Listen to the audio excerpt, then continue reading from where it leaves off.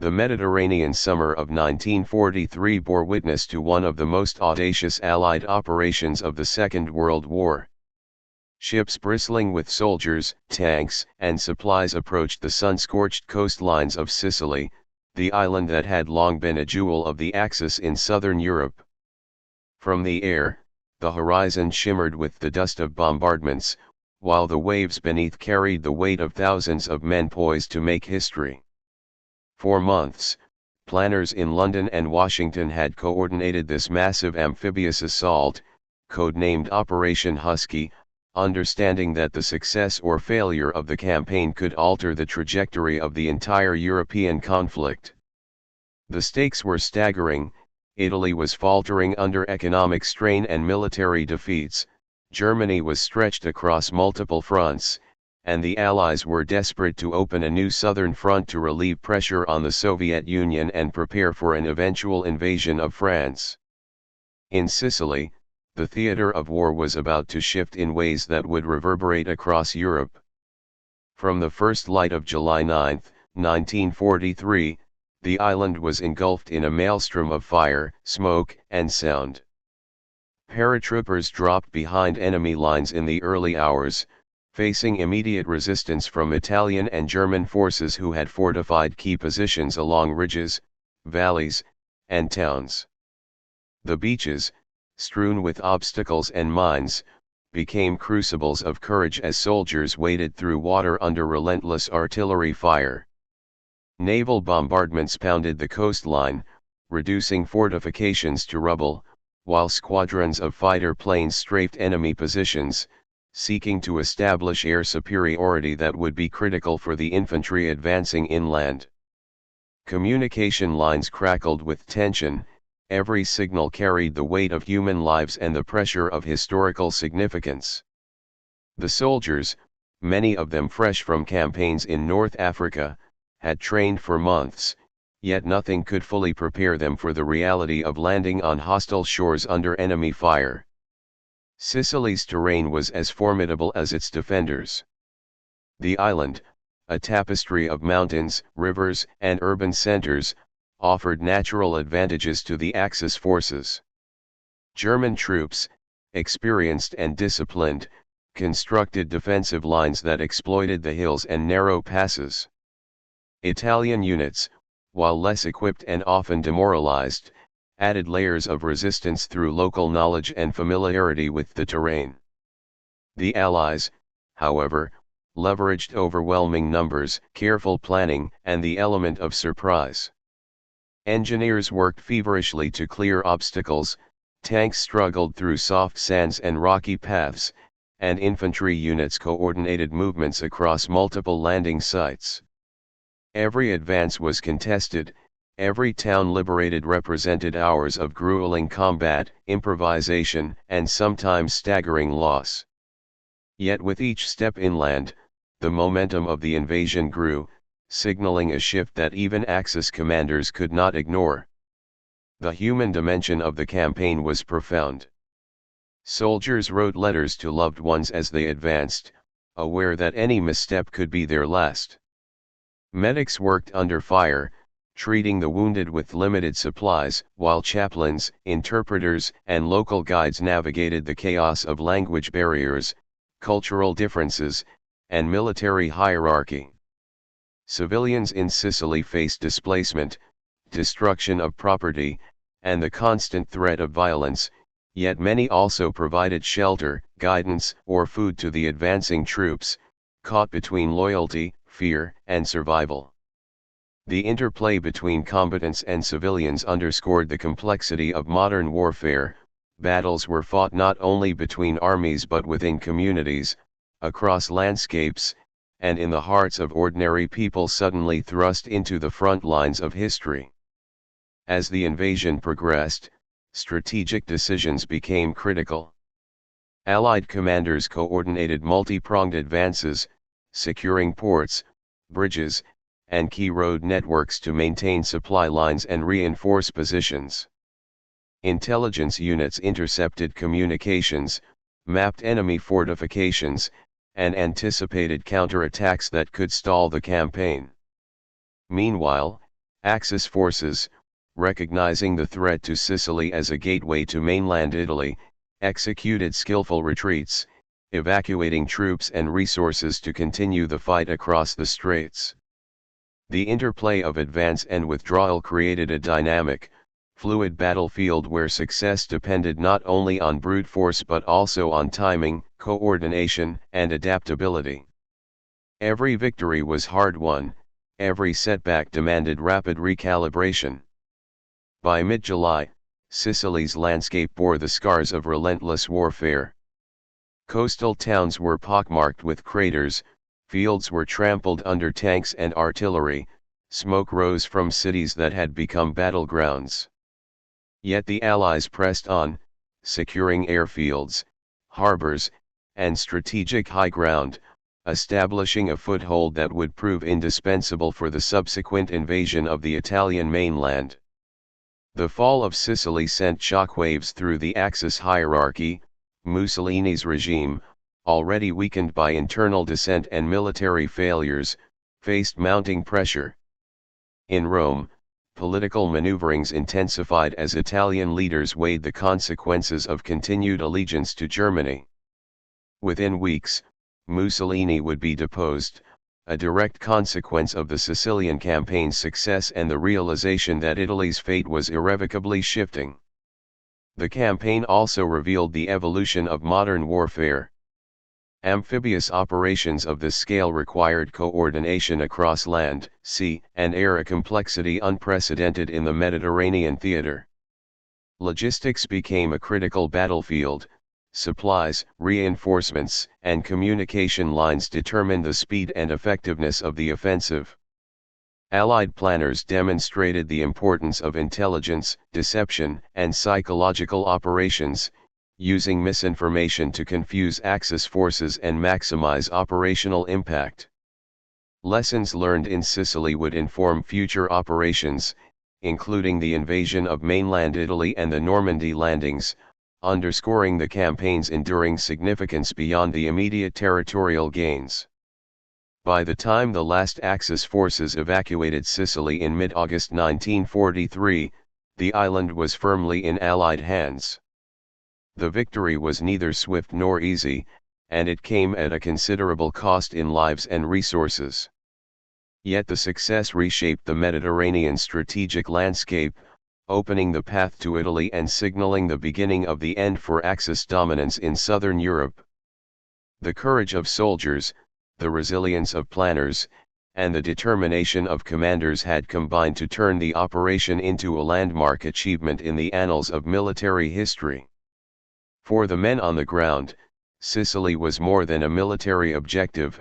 It was the first step in a campaign that would ultimately challenge the Axis powers in Europe and contribute decisively to the Allied victory in World War II. The invasion of Sicily thus stands as a testament to the complexities, sacrifices, and audacity of the Italian campaign. It illustrates the interplay of strategy and human endurance, the coordination of multinational forces, and the ways in which geography, politics, and morale shape the outcomes of war. From the beaches under fire to the mountains contested by infantry, Sicily became both a crucible and a proving ground, where the future of Italy, the Mediterranean, and the broader European conflict was forged. As the smoke cleared and the soldiers regrouped for the next phase of the Italian campaign, the lessons of Sicily remained indelibly etched in the minds of all who participated, shaping the path of the war in ways that would resonate long after the guns fell silent. From shores to mountains, the Italian mainland campaign. The success in Sicily marked only the beginning of a far more grueling and complex struggle. In September 1943, Allied forces crossed the narrow strait separating Sicily from the Italian mainland, bringing the war directly to the heart of the Italian peninsula. Operation Avalanche, the landing at Salerno, was intended to establish a beachhead that could support further advances northward. Yet the challenges awaiting the Allies were of a different magnitude. Unlike Sicily, where the island geography confined Axis forces, the Italian mainland offered a vast, mountainous, and highly defensible terrain. German troops, anticipating the invasion, prepared meticulously, creating fortified lines along rivers, ridges, and towns, ready to slow, if not halt, the Allied momentum. From the first waves hitting Salerno's beaches, it became clear that the campaign would demand endurance, strategy, and unyielding courage. The Salerno landings on September 9, 1943, were characterized by intense coordination across land, sea, and air. Thousands of soldiers, tightly packed into landing crafts, braved turbulent seas and concentrated enemy fire as naval bombardments sought to weaken entrenched German positions. Artillery shells splintered the sands, and the air above was filled with the roar of aircraft targeting coastal defenses. The German defenders, though outnumbered, exploited natural choke points, narrow roads, and urban structures to maximize resistance. For the Allied soldiers, progress came in inches, each step forward the product of meticulous planning, bravery, and improvisation in the chaos of combat. Medical units worked tirelessly amid explosions and gunfire, treating the wounded while maintaining fragile lines of communication between units advancing inland. One of the defining aspects of the Italian mainland campaign was the relentless terrain. The Apennine Mountains stretched like a spine down the peninsula, creating natural fortifications that German forces exploited to the fullest. As the Allies advanced, supply lines became increasingly vulnerable to ambushes and counterattacks. Roads that seemed sufficient for tanks and trucks quickly turned treacherous under bombardment or adverse weather. Engineers labored to repair bridges, clear mines, and construct makeshift routes for advancing columns. Infantry units navigated forests, hillsides, and river crossings under constant threat, with every engagement a test of both physical endurance and tactical skill. Unlike the more confined battleground of Sicily, the mainland demanded sustained operational adaptability across a wider and more unpredictable landscape. German counterattacks were swift and determined. Units expertly utilized mobile defenses, artillery, and tactical withdrawals to inflict maximum casualties while maintaining overall control of critical positions. The Allies faced ambushes in towns, sniper fire from ridges, and artillery barrages that slowed movement and tested morale. Yet coordination among American, British, and Canadian forces allowed for gradual progress. Air support disrupted enemy supply lines, and naval artillery provided crucial firepower to protect advancing troops. Intelligence reports, reconnaissance missions, and local resistance networks further shaped the campaign, demonstrating the complex interplay between conventional military operations and broader logistical and strategic considerations. As the Allies moved north, one of the most grueling confrontations unfolded at Monte Cassino. This hilltop monastery, perched on a steep escarpment, became a symbol of the difficulty of Italian warfare. German forces transformed the abbey and surrounding terrain into an impregnable defensive position, delaying the Allied advance for months. Multiple assaults, including intense bombing campaigns and infantry attacks, were required to dislodge the defenders. Each failed attempt underscored the challenges of combining firepower, strategy, and human endurance against well-prepared positions. The prolonged engagement tested not only military tactics but also the psychological resilience of soldiers, as each day brought losses, fatigue, and the uncertainty of survival. Meanwhile, political and social developments unfolded alongside the military campaign. Italy, officially surrendering to the Allies in September 1943, became a complex theater of divided loyalties. Southern regions aligned with the Allied forces, while northern territories remained under German occupation. Civilian populations were caught in the crossfire, experiencing displacement, scarcity of food, and reprisals from retreating or occupying forces. Local collaboration and resistance movements played critical roles, providing intelligence, guiding troops, and sometimes engaging directly in combat operations. These dynamics added layers of complexity to the campaign, reminding commanders that victory required not only battlefield success but also the careful management of civilian relations and infrastructure. The Italian mainland campaign also highlighted the evolution of amphibious warfare into a broader, multi-dimensional operation. The Allies had to integrate land assaults with naval and air support over an extended front. Supply chains stretched hundreds of miles from ports to the front lines, necessitating careful coordination and improvisation under constant threat. Units specialized in reconnaissance, demolition, and communications worked alongside infantry, armor, and artillery to create momentum against determined resistance. Each victory, whether capturing a bridge, securing a town, or breaking through a defensive line, required the synchronized efforts of thousands of individuals and the meticulous execution of complex operational plans. By the end of 1943, Allied forces had established a firm presence in southern Italy but had not yet secured the northern regions. The campaign, far from being a swift march to victory, became a war of attrition, with battles stretching over months and terrain and weather imposing additional burdens. Yet progress continued steadily, demonstrating the resilience and adaptability of the Allied forces. From the beaches of Salerno to the river valleys and ridges of central Italy, every advance signaled not only tactical success but also the gradual unraveling of German control in southern Europe. The campaign's significance extended beyond immediate military outcomes. The landings and advances forced German troops to divert resources from other critical fronts, relieving pressure on the Soviet Union and aiding preparations for future operations in France.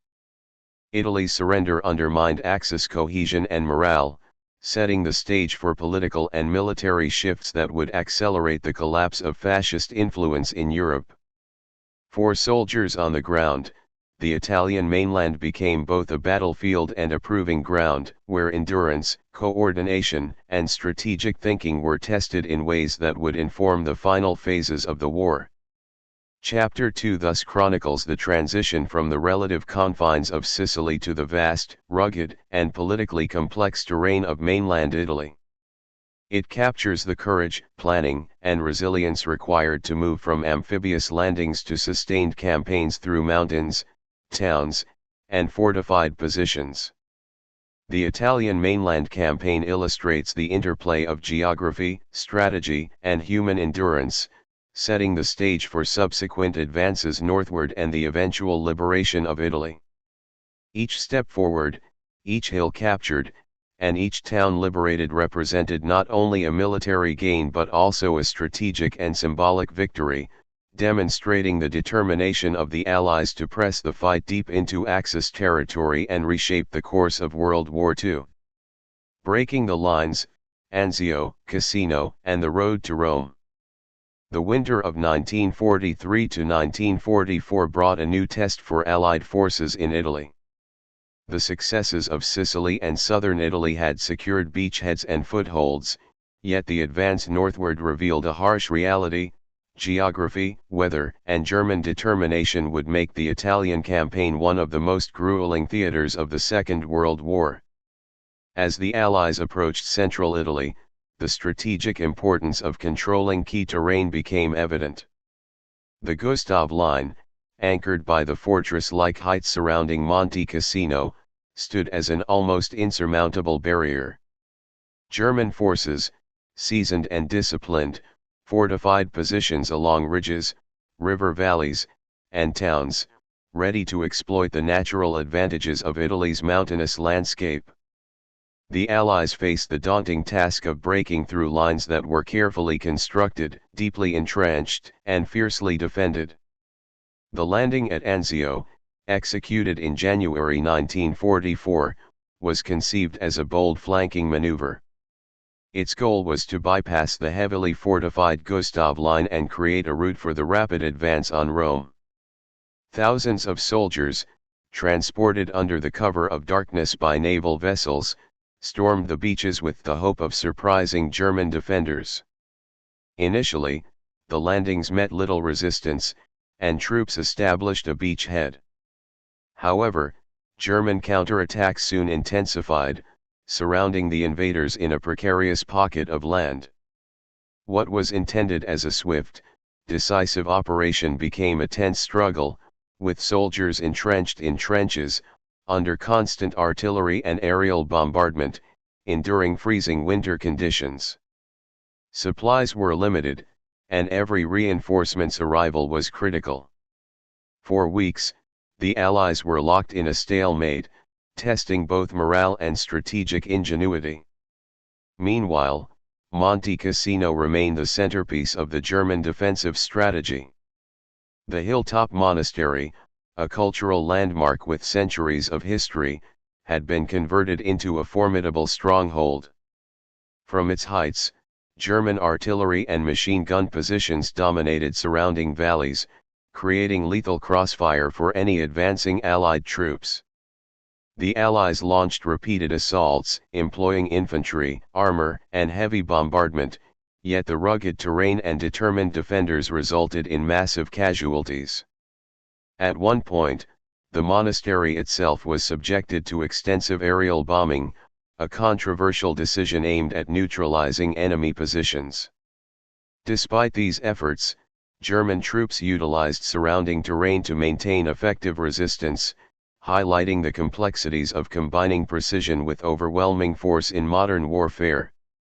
The campaign through central Italy was not merely a military contest, it was a human ordeal. Soldiers faced freezing rain, snow-covered ridges, and treacherous mud that made every movement a struggle.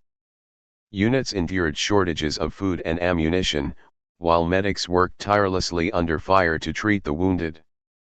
Letters sent home conveyed glimpses of the harsh conditions, camaraderie, and relentless tension. Civilians in the path of advancing forces contended with displacement, destruction, and occupation. Towns were shelled, bridges destroyed, and families uprooted, their lives caught between two armies maneuvering for advantage. Resistance networks, composed of locals familiar with the terrain, offered intelligence and guidance, sometimes risking their lives to aid the Allies in navigating the mountainous landscape. The battle for Cassino and the broader push toward Rome tested the Allies' operational planning and coordination. Engineers constructed bridges over rivers swollen by winter rains, cleared minefields, and repaired roads essential for advancing artillery and supply convoys. Infantry units moved in synchrony with armor, artillery, and air support, adjusting tactics to counter German defensive patterns. Intelligence officers intercepted communications, mapped enemy positions, and anticipated counterattacks, ensuring that each offensive was carefully calculated despite the uncertainties of terrain and weather. The coordination required exemplified the evolving complexity of modern combined arms warfare, where success depended on the seamless integration of multiple military elements. By May 1944, the stalemate began to shift. The persistent pressure at Anzio, combined with repeated assaults on Monte Cassino, forced German units to retreat, albeit slowly and in good order. Allied forces gradually captured strategic high ground, river crossings, and key towns, eroding the enemy's defensive cohesion. On June 4, 1944, after months of bitter combat, the Allies entered Rome, marking the liberation of the first Axis capital in Europe. The fall of Rome was a significant symbolic and strategic victory. It demonstrated that even the most fortified lines could be overcome with sustained effort, ingenuity, and coordination, while simultaneously delivering a morale boost to Allied forces and occupied populations across Europe. The campaign underscored the interplay of strategy, terrain, and persistence. German forces, though outmaneuvered in certain sectors, demonstrated flexibility and tactical skill, delaying the Allied advance and inflicting heavy casualties. Conversely, the Allies' ability to integrate air power, artillery, infantry, and armored divisions over difficult terrain highlighted their growing operational sophistication. The winter campaigns in Italy were a crucible for soldiers and commanders alike, testing resilience, adaptability, and leadership under conditions of extreme stress and danger. The Italian campaign also illuminated the broader political and social dimensions of warfare. Italy's surrender and the establishment of a co-belligerent government in the south created a complex situation. Allied commanders had to navigate local politics, civilian needs, and the presence of resistance movements, balancing military objectives with the practicalities of governance and humanitarian considerations.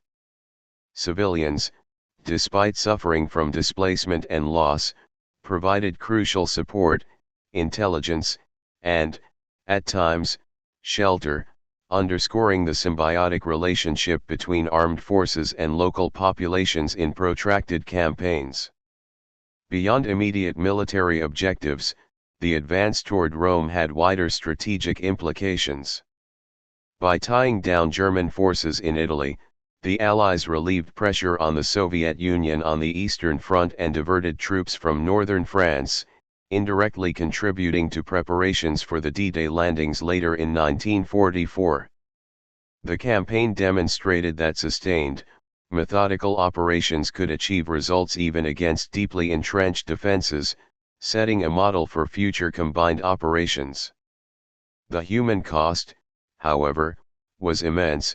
Thousands of soldiers lost their lives, and civilian populations endured hardship and destruction that would take years to recover from. Chapter 3 illustrates the grueling reality of the Italian campaign beyond the initial landings, a conflict defined by geography, winter conditions, and fortified defenses that required patience, coordination, and relentless determination. From Anzio's precarious beachhead to the heights of Monte Cassino and the liberation of Rome, the Allies faced one of the most challenging campaigns of the Second World War. Each tactical gain, each captured ridge or town, represented not only progress on the battlefield but also a testament to the endurance and courage of those involved. The road to Rome was not swift, nor easy, but it was a crucial chapter in the larger Allied strategy to weaken Axis control in Europe and bring the war closer to its eventual conclusion. The Northern Advance, Italy's liberation and the endgame. By the spring of 1945, the Italian campaign had transformed from a daring invasion of Sicily into one of the most protracted and complex theaters of World War II. After months of grueling battles, harsh winter conditions, and strategic stalemates, the Allied forces were poised for a decisive push through northern Italy. The campaign's final phase demanded coordination across multinational armies, innovative tactics, and an unwavering commitment to overcoming both natural and man-made obstacles. For soldiers who had endured years of combat across beaches, mountains, and cities, the prospect of reaching northern Italy represented not only a military objective but also the promise of closure both for the campaign and for the long struggle against Axis forces in the peninsula. The northern Italian terrain presented both challenges and opportunities. The Po Valley, with its expansive plains, rivers, and critical transportation hubs, offered a pathway for rapid movement, yet it was heavily defended by German forces determined to slow the Allied advance. Cities like Bologna, Florence, and Milan became strategic focal points, their liberation essential to disrupting supply lines and undermining German morale. The Allies relied on combined arms tactics, infantry units coordinated with armored divisions, artillery support, and aerial reconnaissance to penetrate defensive lines. Logistics remained critical. Supply chains stretched from southern ports to the front lines, requiring engineers and transport units to repair bridges, roads, and railways under constant threat from retreating enemy forces and lingering landmines. One of the pivotal elements of the northern advance was the involvement of multinational forces. American, British, Canadian, and Polish units, among others, collaborated in complex operations to outmaneuver entrenched German positions. Coordination required meticulous planning, communication, and flexibility, as units often faced unexpected resistance or obstacles. Local partisan forces provided intelligence, guidance, and occasional direct support, demonstrating the crucial role of civilian collaboration in the campaign. These networks of resistance fighters, who had operated covertly for years, emerged as indispensable allies in facilitating the rapid penetration of German defenses and in undermining Axis control over urban centers. As the Allies progressed, German forces implemented a series of delaying tactics, retreating strategically to preserve manpower while inflicting maximum disruption. Defensive positions along rivers, fortified towns, and makeshift barricades slowed the advance, forcing Allied units into repeated engagements. Despite these challenges, the Allies pressed forward, using coordinated artillery bombardments, aerial support, and mechanized infantry to break through successive defensive lines. The combination of pressure from the south and internal partisan uprisings created a multifaceted strain on German forces, contributing to gradual territorial gains and the erosion of enemy morale. Urban combat became a defining feature of northern Italy's liberation. Cities like Bologna, Florence, and Milan required careful planning to minimize civilian casualties while neutralizing fortified positions. Street-by-street fighting, artillery preparation, and aerial reconnaissance were coordinated to secure critical infrastructure such as bridges, rail stations, and communication hubs.